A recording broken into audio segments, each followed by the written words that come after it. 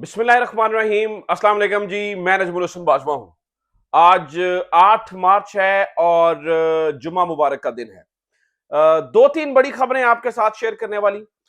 सबसे बड़ी खबर तो यह है कि एक प्लान बनाया गया था जिसमें एक अहम शख्सियत को एक्सटेंशन देना थी और उसके लिए मुकम्मल तैयारी कर ली गई थी। चीजें होती हुई भी नजर आ रही थी। फुल प्रूफ प्लान बनाया गया था, लेकिन वो एक्सटेंशन का प्लान बढ़ गया है।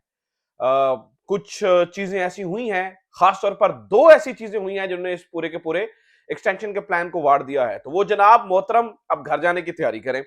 मैं किस शख्सियत की बात कर रहा हूं और वो कितनी इंपॉर्टेंट है, उनका रुकना या उनका घर जाना। ऑब्वियसली वो पूरे सिस्टम को तब्दील कर सकता है। तो ये कौन सी शख्सियत है, इनके ऊपर जो है ना वो मैं कुछ चीजें आपके सामने रखूंगा और इन इसका डायरेक्ट ताल्लुक दो तिहाई अक्सरियत मिलने से था। हिंट भी दे देता हूं, आगे चलते हैं।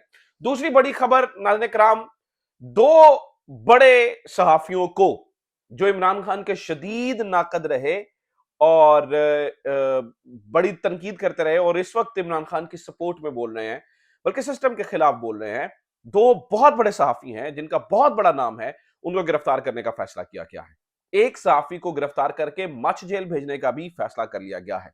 ये दो सहाफी कौन से हैं, इसके ऊपर भी कुछ तफसील आपके सामने रखूंगा।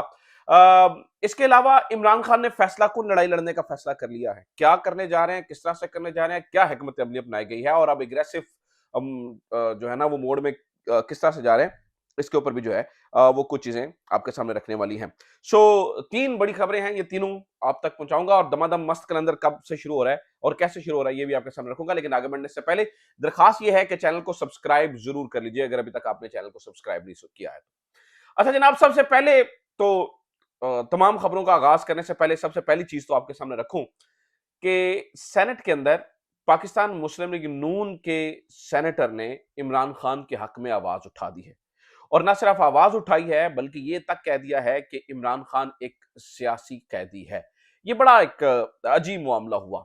सेनेटर मुशाहिदुल्लाह ने सेनेट के अंदर तकरीर करते हुए ये कहा है कि अगर हम 2018 में ये कह रहे थे कि नवाज शरीफ को रिहा करो तो वो क्योंकि वो सियासी कैदी है, तो आज हमें ये मानना पड़ेगा कि इमरान खान भी सियासी कैदी है। इमरान खान के साथ बात करें और खास तौर पर 8 फरवरी के बाद जो एक नया दौर शुरू हुआ है उसको हीलिंग टच की जरूरत है।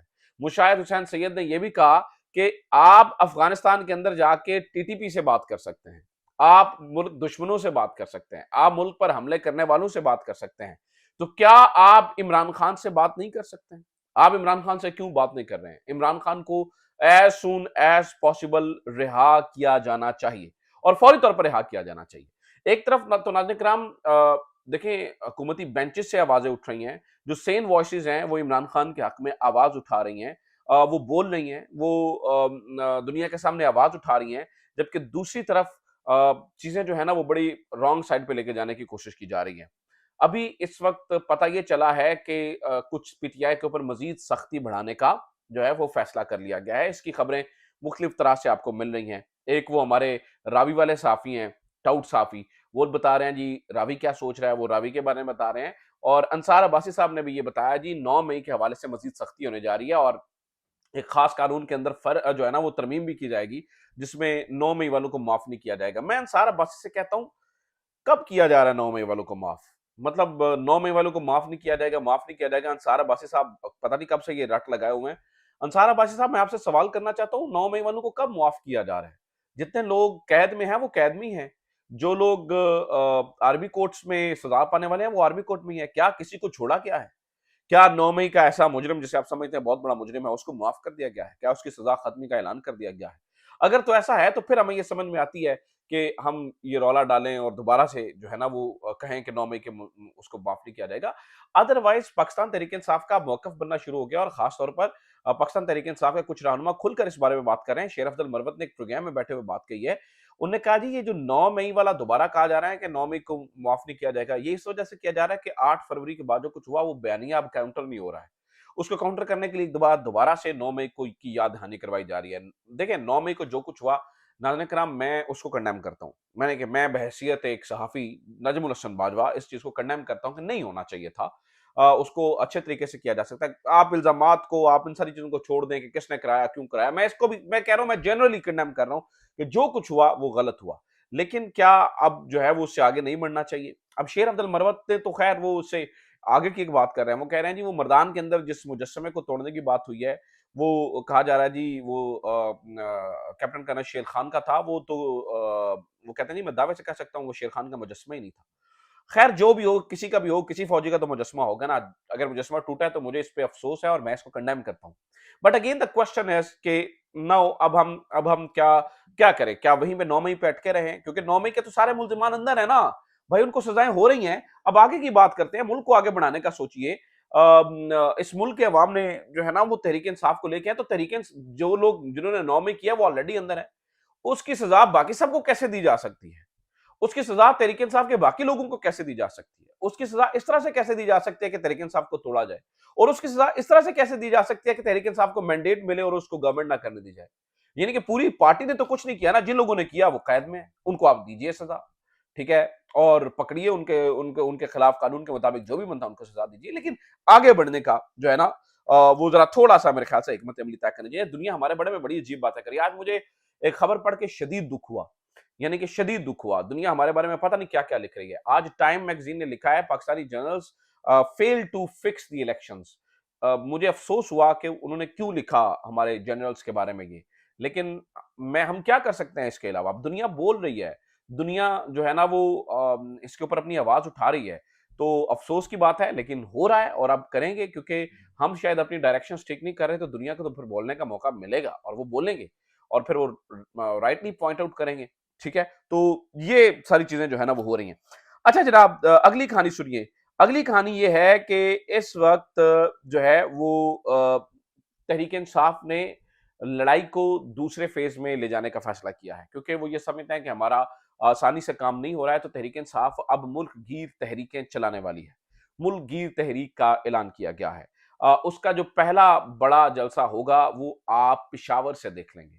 और पेशावर में आप देखिए कि वही लोग, वही ब्यूरोक्रेसी जो एमपीओ के ऑर्डर जारी कर रही थी, वही ब्यूरोक्रेसी जो कि तहरीक-ए-इंसाफ के कारकुनान को गिरफ्तार कर रही थी, आज वही जलसे की जगह ढूँढ रहे हैं। ये हालात हैं, आपके सामने है, ये वो हालात हैं।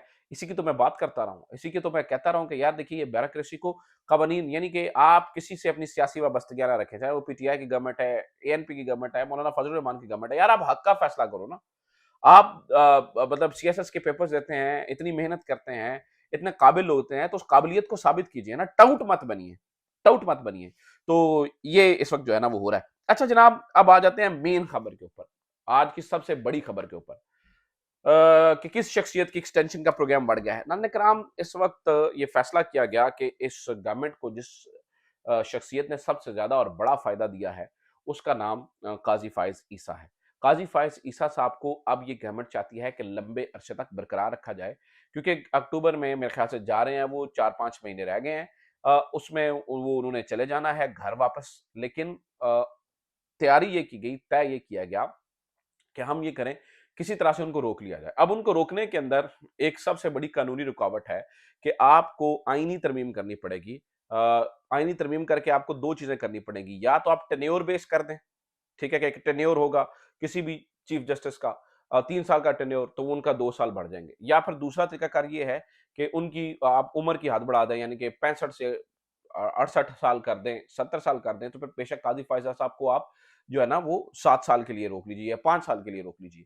अगर आप टेन्योर करते हैं कि 3 साल काज़ी फ़ायज़ा साहब पूरे करेंगे अपने और 3 साल उसके बाद जस्टिस मंसूर अली शाह साहब पूरा करेंगे, तो उसके बाद हो गया क्या कि जस्टिस मुनीब का रास्ता जो है वो रोका जा सकता है। अब इस मामले को यानी कि ये जो एक्सटेंशन वाला प्रोग्राम है, ये 2 तरीके से बढ़ा है। 2 इसके अंदर पंगे हुए हैं। एक तो ये है कि पेशावर हाई कोर्ट ने स्टैंड कर लिया है और पेशावर हाई कोर्ट ने इसके ऊपर हुक्म इम्तना जारी कर दिया है कि आप हल्फ नहीं ले सकते। यानी कि वो होना ये था कि अगर पीटीआई के हिस्से की जो स्पेशल सीट्स हैं खवातीन की और माइनॉरिटी विंग की, वो अगर दे दी जाए हुक्मरान इत्तेहाद को, तो इनके पास 2/3 मेजॉरिटी आ जाएगी और 2/3 मेजॉरिटी से ये आईनी तरमीम करके ये सब कुछ कर सकते हैं। अब 2/3 मेजॉरिटी जो है वो उसको रोकने के लिए यानी कि उसको रोकना क्या, पीटीआई के हक को छीने जाने से रोकने के लिए पीटीआई ने जो है ना वो पेशावर हाई कोर्ट में दरखास्त दायर की। तो पेशावर हाई कोर्ट ने हुक्म इम्तना जारी कर दिया। उसके ऊपर 6 सवालों के जवाब ले रहे हैं और उम्मीद करते हैं कि पेशावर हाई कोर्ट हक के मुताबिक फैसला देगी और ये सीटें जो है वो वापस पीटीआई को मिल जाएंगी। अगर वापस पीटीआई को मिलती हैं या फिर किसी को भी नहीं मिलती हैं, तो ये 2 तिहाई अक्सरियत से रुक जाएंगे, 2/3 अक्सरियत इनके पास नहीं रहेगी।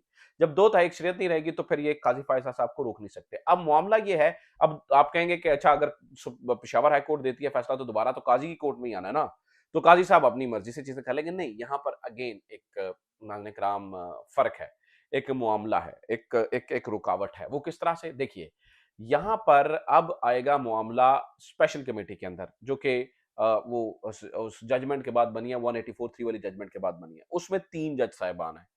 उसमें अब चूंकि जस्टिस तारिक रिटायर्ड हो गए आज से, अब हैं मुनीब अख्तर साहब। तो अब 3 जज हैं, काजी फायज ईसा, मंसूर अली शाह और जस्टिस मुनीब अख्तर। मंसूर अली शाह और जस्टिस मुनीब अख्तर अब अपनी मर्जी के बेंच नहीं काजी फायज साहब को बनाने देंगे।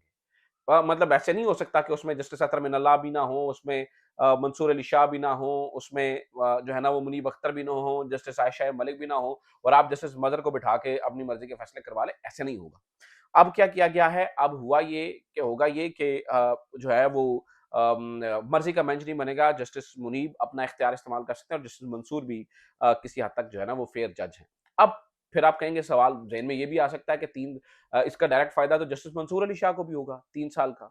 यानी कि काजी फायज़ साहब 3 साल रहेंगे तो 3 साल जो है ना वो मंसूर अली शाह भी तो आगे रहेंगे, फायदा तो उनको भी होगा। लेकिन नहीं, नाज़रीन किराम, यहाँ पे फिर एक प्रॉब्लम है। जस्टिस मंसूर अली शाह को 3 साल इन एनी वे मिल रहे हैं। अगर जस्टिस काजी फायज़ साहब रिटायर हो जाते हैं अपने टाइम के ऊपर, तो जस्टिस मंसूर अली शाह साहब को अगले 3 साल के लिए वही चीफ जस्टिस है। तो in anyway justice Mansoor Ali Shah साहब को 3 साल तो मिल ही रहे हैं। मामला ये है कि मुझे लगता है कि अब जितना कुछ हो गया वो तारीख की दुरुस्त सम्त में खड़ा होने की कोशिश करेंगे। तो ऐसा कोई भी फेयर बेंच बनेगा तो वो अगर पेशावर हाई कोर्ट से पीटीआई के हक में ये फैसला आ जाता है तो वो सस्टेन करेगा उसको, क्योंकि ऑलरेडी सुप्रीम कोर्ट के ऊपर इतने सवाल उठ चुके हैं, इतनी बातें हो चुकी हैं, इतने मतलब उनके ऊपर बात हो चुकी है कि इससे ज्यादा फिर क्या ही किया जा सकता है ना। तो सुप्रीम कोर्ट को भी अपनी रेपुटेशन का ख्याल है, सुप्रीम कोर्ट को भी पता है कि हम ज्यादा से ज्यादा जो है ना वो कितनी आगे जा सकते हैं।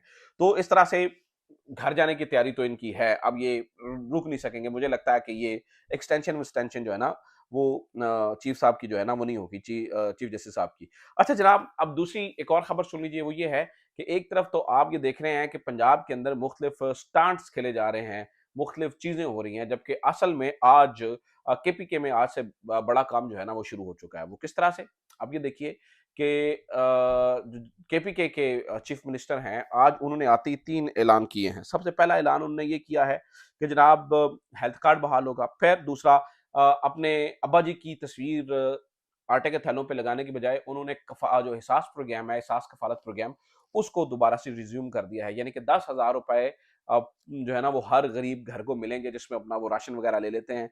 ठीक है, तो किसी के अब्बा जी की तस्वीर वाला तोड़ा भी नहीं लेना पड़ेगा और कुछ भी नहीं होगा, डायरेक्ट उनके अकाउंट में जाएंगे या वो रिसीव कर सकते हैं। एहसास कफालत प्रोग्राम जो इमरान खान ने शुरू किया था। इसके अलावा नाज़रीन कराम, आज अली अमीन गंडापुर ने एक और काम किया है। उन्होंने कहा जी तमाम जो साबिका वज़रा आला हैं उनसे मुराद वापस ली जाती हैं। खास तौर पर जनाब खटक से भी गई और महमूद खान से भी गई।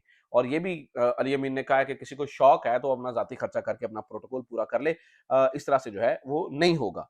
ठीक है, तो जनाब अली अमीन गंडापुर साहब जो है ना वो हमें नज़र आ रहे हैं कि वो किस तरह से एक तरफ उनकी परफॉर्मेंस देखिए और एक तरफ जो है ना वो टिकटॉक मुख्यमंत्री जनाब मोहतरमा मरियम नवाज साहबा की परफॉर्मेंस देखिए, आपको वाज़ेह फ़र्क नज़र आएगा। और अच्छी बात है कि अगर आप टिकटॉक का पॉजिटिव इस्तेमाल करें तो उसे बड़े अच्छे तरीके से इस्तेमाल किया जा सकता है।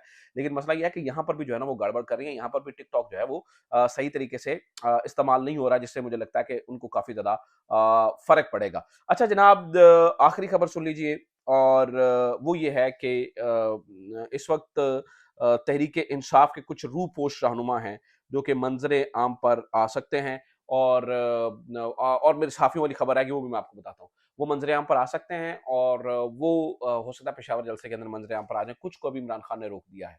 और आखिरी खबर ये है, वो ये कि 2 सहाफ़ी कौन-कौन से जो है ना वो जेल में जा रहे हैं। सिरल अलमीडा और हामिद मीर साहब। सिरल अलमीडा ने ट्विटर के ऊपर हामिद मीर साहब से पूछा कि have you heard something about you and me? तो हामिद मीर साहब ने कहा जी हाँ मुझे पता है, और मुझे पता है कि मुझे तो गिरफ्तार करके ये डयाला नहीं भेजेंगे बल्कि मछ जेल भेजेंगे, आपका मुझे नहीं पता। तो लिहाजा हामिद मीर साहब ने तस्दीक कर दी है कि इन दोनों की जो है ना वो गिरफ्तारी अमल में लाई जा रही है। तो ये वेलकम टू अब स्ट्रेंज, पर ना नया पाकिस्तान ना पुराना पाकिस्तान, स्ट्रेंज पाकिस्तान। ये अब तक की सूरत हाल। अपना ख्याल रखिए, खुदा हाफिज, पाकिस्तान जिंदाबाद।